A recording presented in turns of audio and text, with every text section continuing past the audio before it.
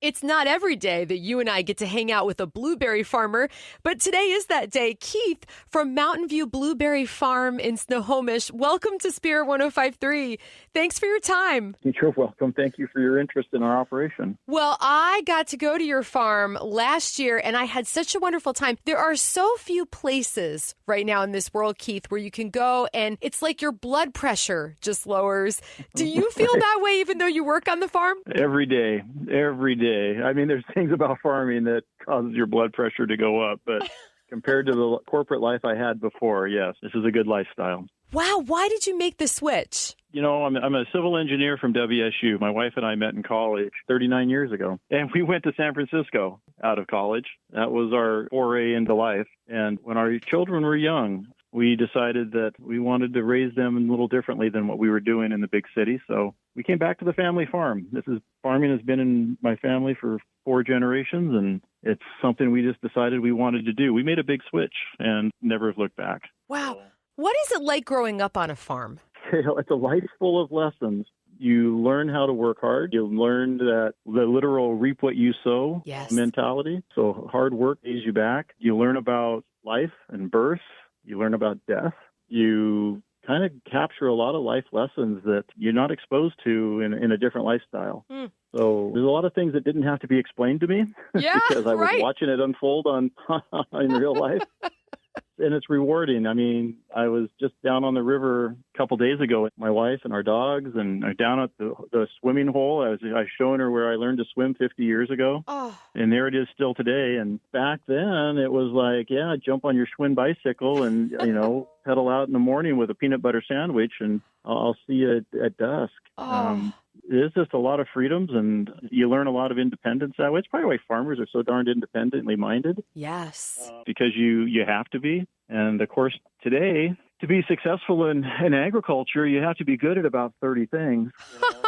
There's no being a specialist, right? You're an agronomist, you're an entomologist, you're a horticulturist, you're a diesel mechanic, you're a finance manager. You need to know HR and a couple things in between. I mean, there's just no end to it, right? Well, yeah, and I'm going to tell you, you definitely specialize in growing delicious blueberries. I bought a bunch last season. I was even one of those people that bought the mug because I had such a good time on the farm there. So what is something that maybe most people don't know about blueberries? And, whatever you want to share, maybe you have an interesting fact. So Mountainview Blueberry Farm has been here for 75 years. We are the 4th owner. And I tell people that owning a blueberry farm is like having a pet turtle. You just take care of it for a while till you hand it off to the next owner. Wow. But probably the thing about blueberries, I mean, everybody knows that blueberries are healthy for you, that they're full of antioxidants, and that they're, kind of a superfood. Maybe what they don't realize, and we know it here because, again, some of our plants are 75 years old, and those varieties are what we call the heirloom berries. They're the ones that existed, kind of cultivated from what settlers found naturally. And it was before the land-grant universities started hybridizing programs. And so, current berries, current-day fruit has been bred for size and flavor and, a number of ease of harvest and things like that. But those heirloom berries are smaller. And as a result, they're a little less popular because they're a little more work, but they're healthier for you. Because like all fruits and vegetables, most of the vitamins are in the skin of the fruit. And a small berry has a higher ratio of skin to flesh than a large berry. And so pound for pound, they're a healthier berry. I love knowing that. There's your fun fact. That's really interesting. And to think that you've got 75-year-old plants, it's blowing my mind. There's so much history to your farm.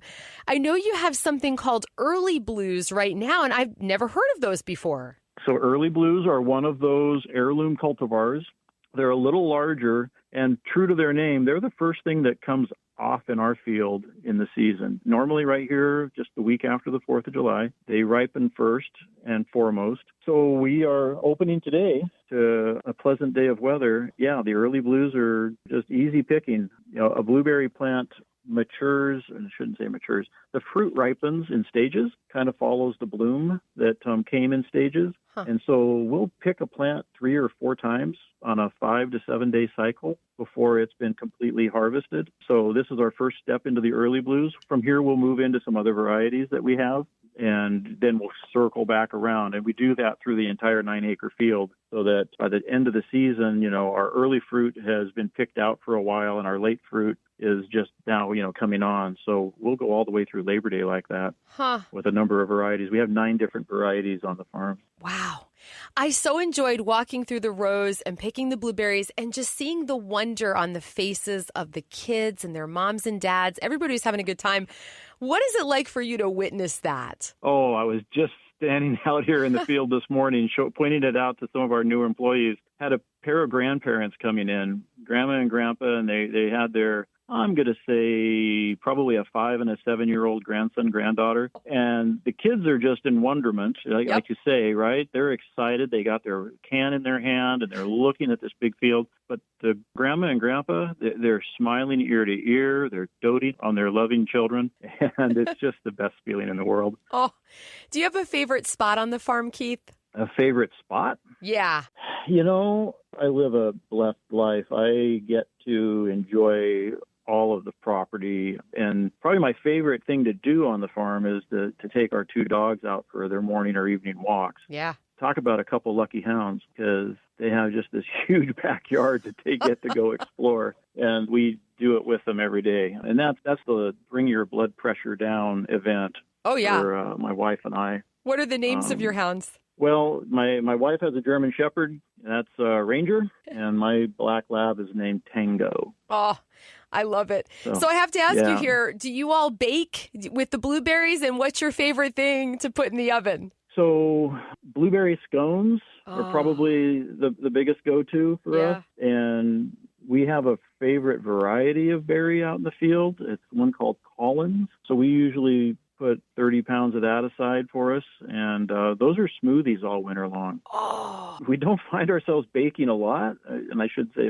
Janet doesn't find a lot of time to bake, but in this time of year. But when she does, it's a scone. Oh. And then it's smoothies all winter. Oh, just sounds wonderful. Well, Keith from Mountainview Blueberry Farm, I have so enjoyed the conversation, and I'm sure I'll be seeing you this summer for sure. I hope you come by and say hello when you do. I will. Take good care, and thanks for your time. Thank you.